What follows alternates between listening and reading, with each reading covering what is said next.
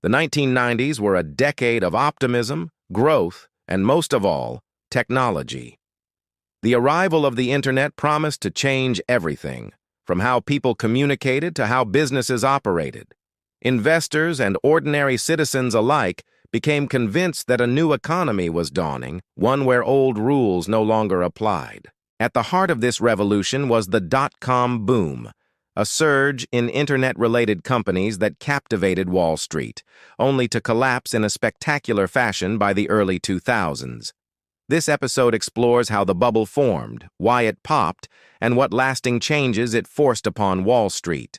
The seeds of the dot-com bubble were planted in the late 1980s, when personal computers became more accessible, and companies like Microsoft and Apple proved that technology could drive massive profits. By the early 1990s, the arrival of the World Wide Web accelerated interest in digital businesses. Suddenly, anyone with an idea and a website could claim to be building the next big thing. Investors were eager to believe in this new frontier, and venture capitalists began pouring billions into internet startups. Wall Street, never one to miss a trend, quickly joined in. Initial public offerings, or IPOs, became the new gold rush.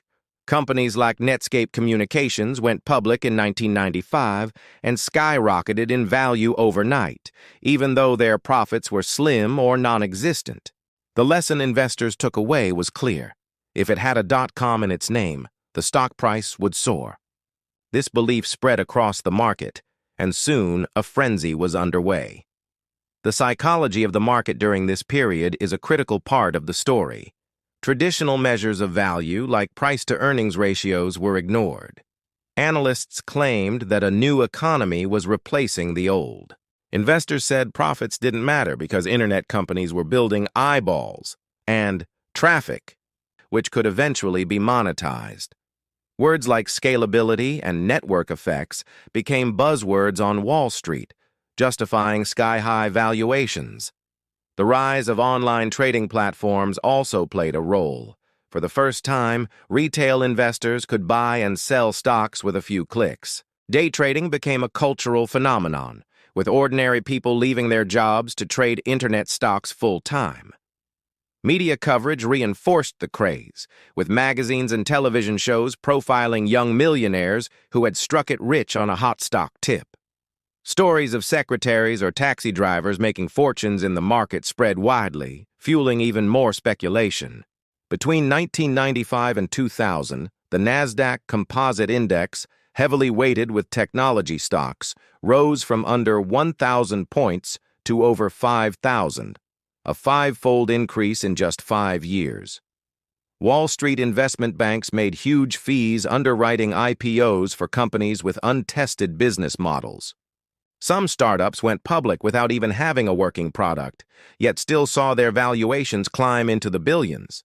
But bubbles, by definition, cannot last forever. By 1999, cracks were beginning to show. Interest rates rose as the Federal Reserve sought to cool the overheated economy. Competition among internet firms was brutal, with many spending far more on marketing than they could earn in revenue. Profitability, which had been dismissed for years, suddenly mattered again. The collapse began in March 2000, when the Nasdaq peaked at just over 5,000. Over the next 2 years, it fell nearly 80%, wiping out trillions of dollars in market value. Household names like Pets.com, Webvan, and eToys went bankrupt. Investors who had believed in the new economy were left with nothing but worthless shares.